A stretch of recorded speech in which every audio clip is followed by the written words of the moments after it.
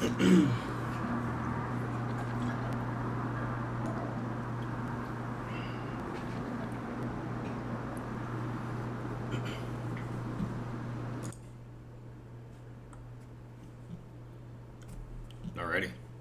looks like we're good to go. Welcome back, guys, to MTV TA. I'm your guys' host, manager. All my new patrons, really glad to have you guys here. All my returning patrons, of course, really glad to have you guys here as well.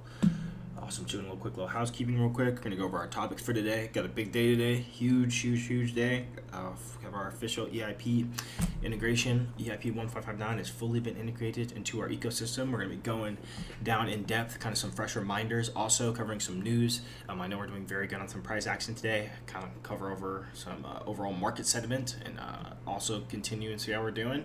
But first off, kind of just go to the Patreon. If you missed our video yesterday for Chapter 4 of Learning Solidity, our coding tutorials that we do on here, I drop one once a week.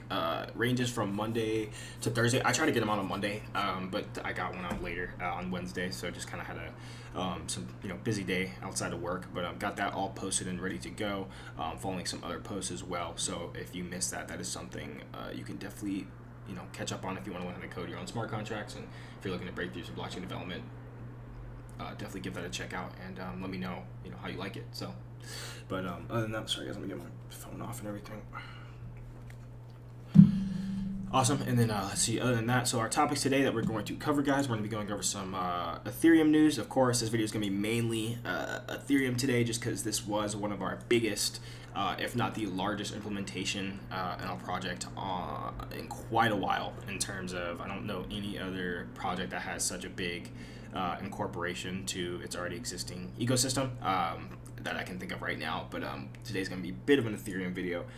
Also going to be covering some JP Morgan news as well, our good old favorites, covering kind of some more EIP 1559, just in case those who are confused about the burning, triple halvening, and some other terms and statements in there. We will be going through all that. We're going over some crypto laws for the infrastructure bill in the United States. For those who aren't inside the States, sorry, it might be a little bit of a boring day today, but big stuff happened in the United States in terms of regulation and exemptions, tax exemptions, and how crypto is going to be playing a role moving forward. And go over some tweets as well, and then we could definitely wrap it up. So not to waste any more time, let's jump into it. Seriously. So this is UltraSoundMoney.com. This is the Ethereum tracking for all. It's a big term in the Ethereum space for UltraSound Money with our fee burning incorporation. So really, what we're looking at now is we have our burn leaderboard as long with our cumulative fee burn. So now with the implementation of 1559 is that the move from proof of work to proof of stake is being implemented slowly but surely. So miners now are getting kicked out of the picture, and there will be a subside of no longer having to pay the miners to push your transaction through the network, and validators will basically take over the term of miners. So now what we're looking at now, so you can see things just change, is that the interactions, what we have with OpenSea, Uniswap, I'm not sure what this one, another large wallet, Tether, and plenty of other these projects here, is when you send Ethereum on the network now, especially on prime loads of high network utilization, the Ethereum base fee will be considered burned. So there are a couple questions on this. So we're going to go through these, and we're kind of going to go through this very, very slowly and kind of make sure everyone gets it. So the project supply, if you go down here, I highly suggest, if you can, hop on the website and kind of follow along here, is, since the Genesis block of the ETH supply, so the Genesis block is the starting block, so the zero block of the start of a new fork, or of course a new chain. That is what we call the Genesis block, the very first block to become in existence. So from August 5th, we can see all the way back from 2016, we can continue to go, and as we go up to present day, we stop here. So you can see our total supply right now is $116.8 million in ETH, and so these projection here, as you can see, is going forward, September, August, so on and so on. It kind of gives you a rough estimate for our supply peak, and you can even play around here for the staking amounts. So you can even just do like 12 million staking. We can keep our base fee. Let's say we can do like a heavy day of like 20 GWE. For those who aren't really familiar with the GWE statements and how that goes, just refer to GWE as a kind of micro cap. Not a micro cap. Think of GWE as a kind of fraction of what Ethereum is. So when you get into Satoshis, you can go down to 0.00001 of a Satoshi, and that can be equivalent to whatever the price action is. You can do the same for Ethereum in terms of GWE. So GWE was our price of gas, and that's depending on, of course, the price of Ethereum. So 0.12 or 0.2. That sometimes it's like something of like $4. Okay, maybe not that, but I'm just doing some rough estimates just to kind of give the simplicity and kind of give you guys the idea. So as we keep moving forward, you can see by projected of 2022, we can simply our supply peak here. $119 million ETH continuing for the supply, and really as we keep going here, we can even move the merge date as well. Awesome. And you can just play around with it and really see how it keeps going.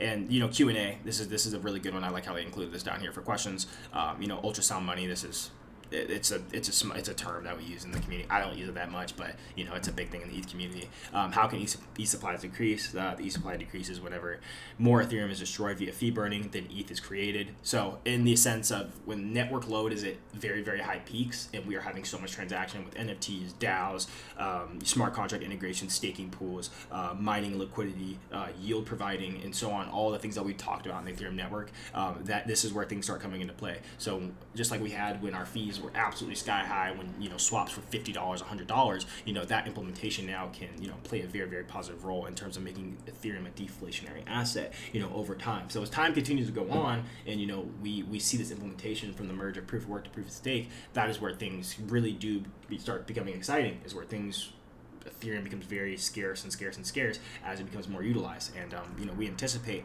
the Ethereum network to continue to hold that low and continue to get larger. And the fee burning mechanism, which destroys ETH's base fee paid for transactions, inclusion in Ethereum, fee burn started August 5th, so that would be today. When will ETH be UltraSound Money? The ETH supply will decrease when proof of work insurance is removed, leaving only proof of stake insurance. The removal of proof of work will happen in the merge of Q1 of 2022. So that's where the merge happens. So that will be another big time for us when our next big coverage. And then what is the merge? If you see EIP 3675, is a hot swapping insurance of heavy proof of work insurance to light proof of stake. The merge will cause insurance block shock, calling the triple halvening. And then we can keep going. This is we're kind of going through really all of this so people can understand. The triple halvening is an insurance cliff, roughly equivalent to 3 Bitcoin halvings at the merge of total insurance drops of 15 ETH a day to 1.5 ETH per day. And then, that's pretty much all the important coverage and some memes and everything down here for, some funny stuff. But overall, that's a big day today. We will go over the Ethereum chart towards the end for the true price action correlation. We've had a pretty good day today. But that is pretty much it for this article read. And even if we move on further, we're going to go over to Ratio Gang. Ratio Gang is pretty funny. So this is I would say, I'm sorry, let me restart that. So the Ratio Gang is the flippening of Bitcoin. So this is, you might have heard this throughout the weeks, and we don't talk about it much, but this is something that I believe in that can happen as we continue to move forward, is that when market cap, Ethereum flips Bitcoin market cap. So therefore, Ethereum would be the number one cryptocurrency. So there's a lot of questions and concerns about that. So if that were to happen, Ethereum flipping Bitcoin, so that would make Bitcoin the second top cryptocurrency in the world. What would that mean moving forward? So would that mean that Bitcoin is obsolete? Does that mean that Bitcoin is useless? Does that mean that our predictions were wrong or incorrect? No, I don't think so when we get into terms of in the flipping. If I do believe this, as I do believe this moving forward, I do believe that this is possible as things continue to move forward, but we cannot completely discredit the moves of Bitcoin. Bitcoin does whatever it wants. So in terms of, I also don't think that Ethereum is going to continue, I don't think Ethereum is going to continue to carve this path that it is, even though it is performing well, with Bitcoin being below the threshold it is. The separation between them is getting there, and we've seen that plenty of times of, months and months before, of Ethereum decoupling from Bitcoin due to its already, pending ecosystem and everything it's got going on its side. But when we really get to it, I don't think that, especially right now, that we can see a whole blow off top with Ethereum and not see Bitcoin react or continue to stay where it is. But also, I hope I could be wrong. I was watching another fellow YouTuber, Benjamin Cohen, and he said something about yesterday in his live stream. He was like, "Man, I'm okay with being wrong and still getting rich," or I could still be wrong and get rich, and that's the reason that we diversify and all these assets, and we understand that it's okay to have different projects and not be a one maxi fits all type deal. That's kind of a, I don't use maxi term very much like that, but it's someone who's very maximized on one project and doesn't like any other projects because they either don't understand it or, it threatens their current project. So why this is important, ratio gain, it kind of shows the progress that we're moving. What is ratio? Ratio of the current ETH divided by the price of BTC is about the comparison for both value of coins. And then it goes over, what's the dolphin emoji? It's for the flippening. So when we do get there, and then this is pretty funny. Remember with falling maxi, the Bitcoin maximalists can be pretty cutthroat. So, it is what it is. I respect all projects if they're legitimate, and the biggest things for me, especially when picking a project, is solving real world problems, institutional adoption, utilization of continued or already existing ecosystems, pretty much anything that can. I don't even know why I'm stumbling over my words right now. It's the terms of my goodness, I'm so sorry, guys. My gosh, that was so bad. But as we continue, give this a look, give this a read, get updated with it. It's something that is definitely possible as we keep moving forward. So, and also going over some crypto regulation. We're gonna go over Twitter just for a second, and we've got crypto tax exemptions. We've got some other Yahoo Finance cover, and we will continue that as we keep going. But Brian Armstrong follows down with our regulation of the USA and their infrastructure bill. Cryptocurrency did make in the infrastructure bill in terms of how they're going to continue to monetize this and continue to regulate it in terms of getting tax numbers, EIP or not EIPs, tax numbers, EINs, and other things that revolve around you giving information for you to be taxed on your crypto. So this is where things kind of get pretty important, and this is it's not by any means the end or oh my gosh this is terrible, we've got too much good sentiment and we've survived too much crazy stuff for this to be an issue for right now. But in terms of regulation is not always a bad thing if we want to have this space be anything sort of legitimate. And of course I cannot say to myself that the space is entirely secure right now in terms of we have still tons of DeFi scams, we still have tons of activities in terms of projects that aren't true to their nature. We do need a whole really big flush in terms of what is meant to be here and what's not, and there's a lot of things that are not meant to be here. So Brian Armstrong does a good job in terms of getting the infrastructure bill kind of cut down in terms of Coinbase's allegations. So the bill defines brokers, including anyone who's an effective transfer of digital assets. This means anyone in the crypto ecosystem, miners, validators, smart contracts, open source developers, etc., could be treated as a broker with massive reporting obligations. So I'm not sure, and this is going to be a long stretch of how we're going to continue to learn this, because this has been modified. This law has been modified a ton since it's gotten onto Congress's desk and how they've implemented it. And we covered Gary Gensler's talk about that as well. And as things continue to go on, we'll continue to get more grip on the situation in terms of how this regulation is going to go. But in terms of KYC and 1099s, taking your driver's license, address, email, last name, I think Social Security goes under there as well. They will have the implementation of being able to understand and know exactly what you're doing within your crypto accounts, especially centralized exchanges like Coinbase, Voyager, Kraken. Let's see what else other ones on there. Robinhood already does that, but that's kind of a whole other story over there. But as we keep moving forward with this bill, it's like I said, it's been changed quite a lot. I think as we continue to move forward, we will get a grip on it and see exactly what they want. They did not cover it all, DEXs, DeFi exchanges. Maybe they have, but they didn't give a clear vision as to how that's going to work moving forward.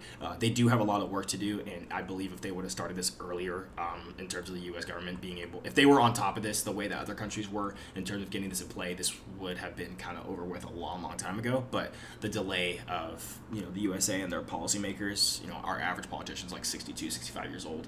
So, things get dicey, and I guess they just can't comprehend, this much paperwork or, this type of technology, like we talked about tons and tons of times. But Brian Armstrong does a really good job. Head over to his Twitter, kind of do the breakdown. Also, if I'll have to find the number. I don't know if he put it in here also, but for policymakers, no matter where you live, give your senator a call. So here, I think this is it right here. Let's double check real quick, guys. Yeah, here we go. All right, so whatever your phone number or wherever you live, type in your phone number, your zip code. It's going to give you your local lawmakers here. I know for Arizona, I have done this already. I did this yesterday. But give your senators a call, your state senators, and ask them about the bill housing.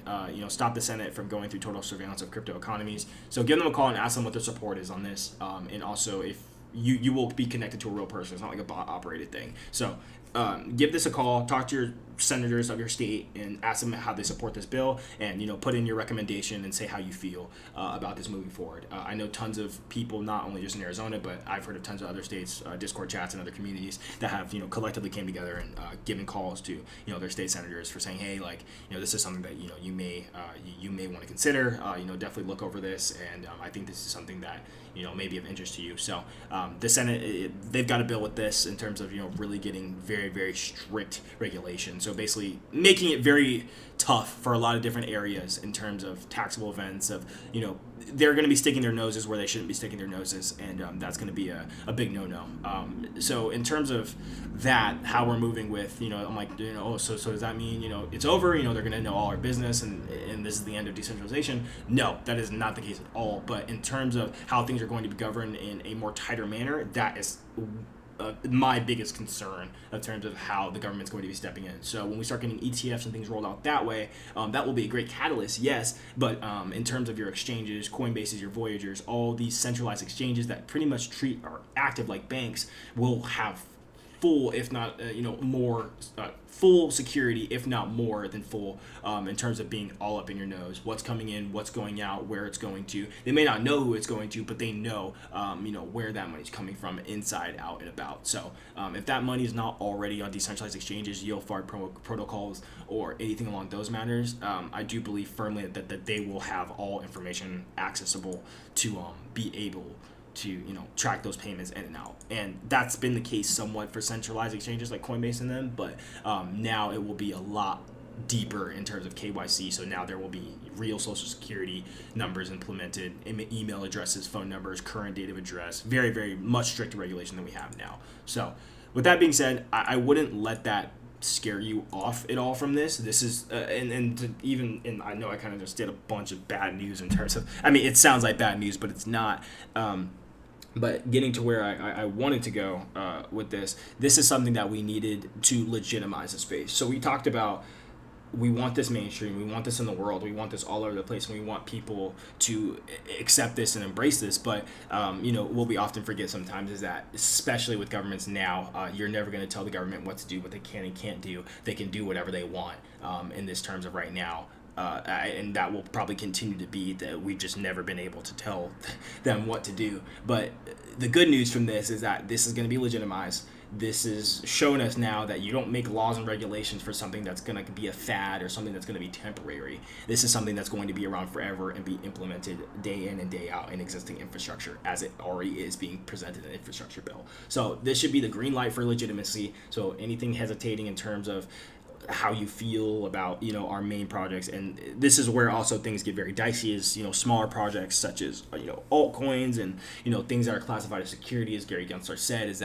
that's where things really start getting dicey and where you really got to be careful, because if they start coming after securities, coins that are not that are classified as securities, there will be a very, very big flush out of exchanges being able to list either your certain coin or projects in general that are classified as securities. So we already know that Bitcoin and Ethereum have been classified by the governments worldwide as not a security, so they will not be messed with, and that is one of the reasons why we do push that you own these these top players, Bitcoin and Ethereum.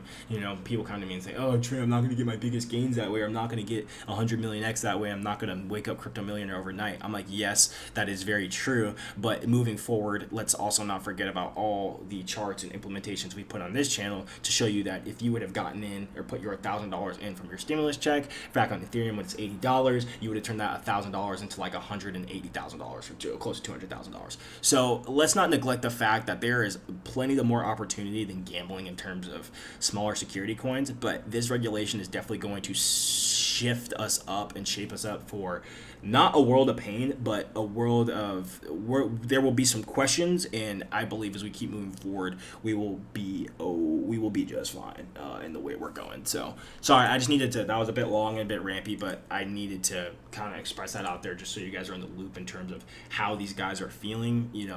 Moving forward, we got positive momentum, but there will be some implementations that may sting at first and may seem pretty crappy, but I think in the long run, in terms of investor protection and how this is going to utilize, the basic investor, everyone around the world, not even just big or small, it's going to legitimize this space even further, because that's still a big narrative of scam and everything going on. And there are, DeFi is still not perfect. There's a lot of things that we still have to work with and go on, and there's not a lot of investor protection here, in terms of if you mess up, it's on you. But then again, when you do profits and when you do good on this stuff, Uncle Sam's there with his hand out, wanting you to pay him for his taxes, vice versa. So it's we've covered this plenty of times, and you guys know how it is with the governments here, especially in the United States. They're always in your pockets trying to get something from you. So which is always trash.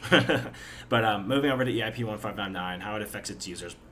We covered this also on Tuesday just shortly. I just want to make sure you guys are up to date and just aware of what it is.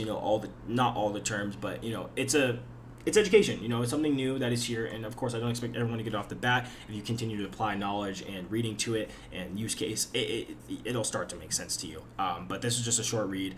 Goes over what will be different with the EIP 1559. Goes to proof of work conscientious. Talks about us moving away from proof of work to proof of stake. How transactions work with Ethereum. Some more further details that we covered from the first top, and I'll post those on the Patreon. Actually, let me post these in the chat. Actually, sorry guys.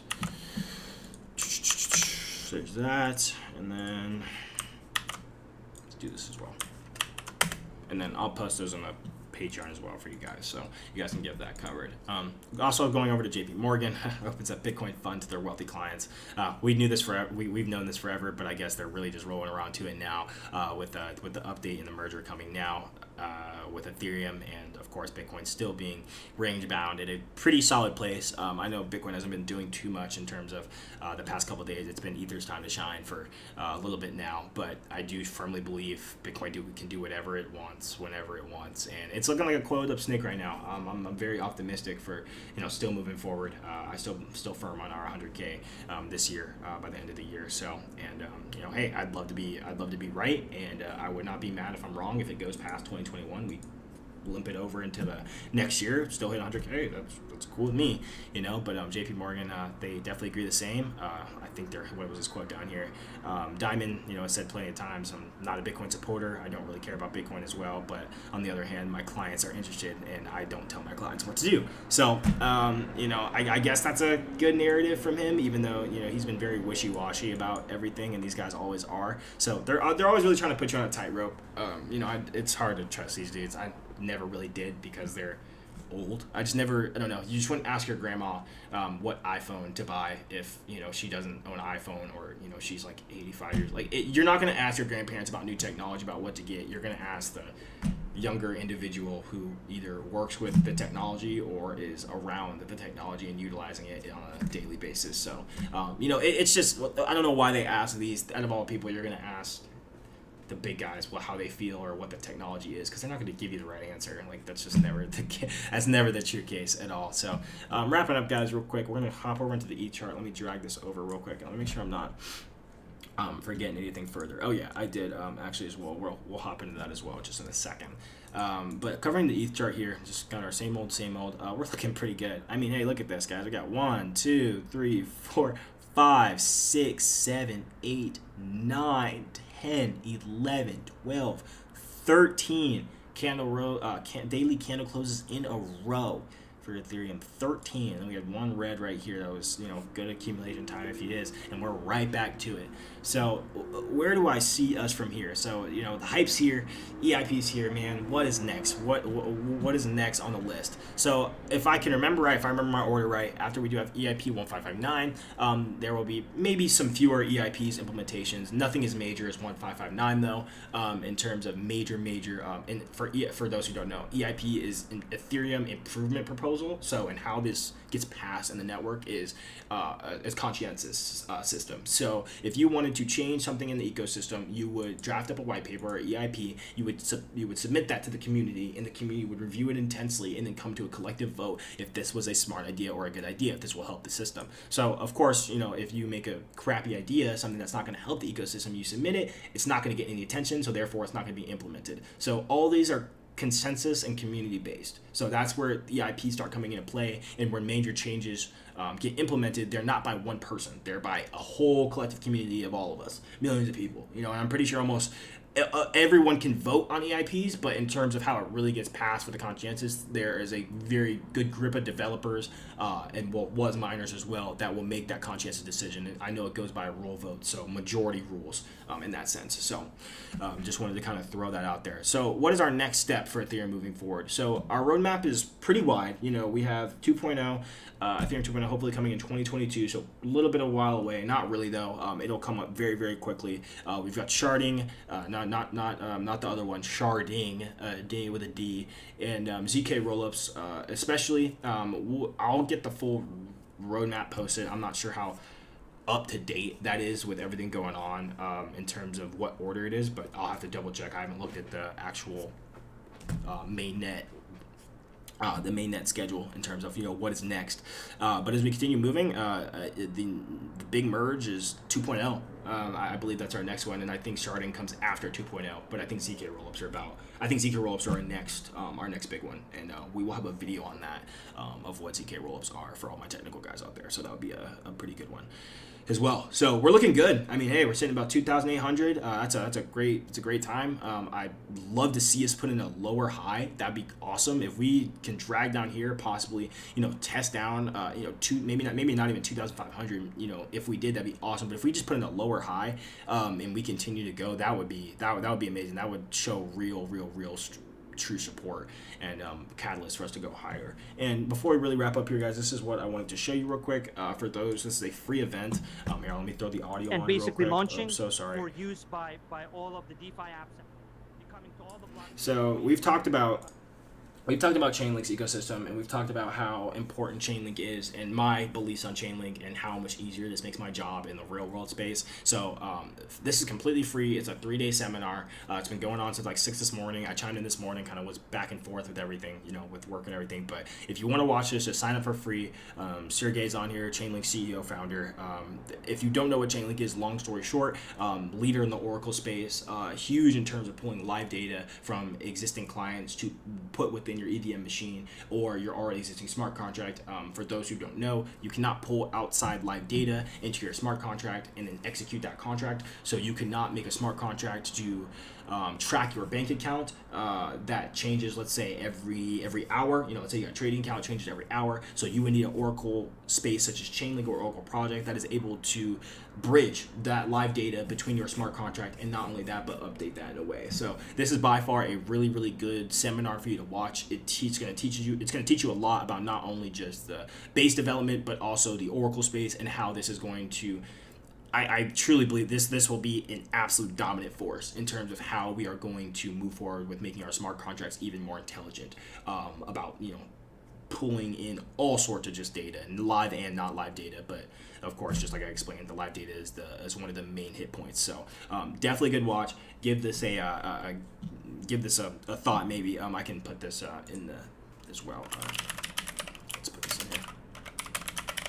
So you guys get the sign up link, but completely free. You don't have to pay anything. You just got to put your email, and they won't spam you or anything like super crazy. So it says get tickets, but it's free. So don't have to worry about that. Awesome, guys. Cool. Well, alrighty, guys. That is it. That's all I had for today. Really, great coverage today. Some really exciting news going forward. It's awesome. So I hope you guys are having a great day, a great week. I will see you guys in the next video. Got our tutorial out. Don't forget those.